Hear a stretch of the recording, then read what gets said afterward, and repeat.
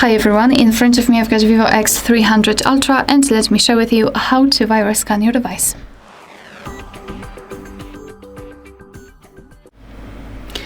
So let's start with finding the app that is pre-installed on your device, so you do not really need to download anything.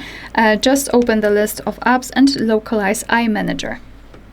Then let's tap on security scan here and let your device scan itself in order to find any kind of viruses, any kind of malware. Be patient and let your device do its job.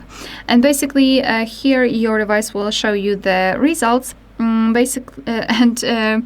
Right now everything is all right in my case, because as you can see I do not really have any notifications from the security scan, which is great. But of course, if your device will find anything, it will show you the information about it and all of the steps that you need to take in order to get rid of the risk.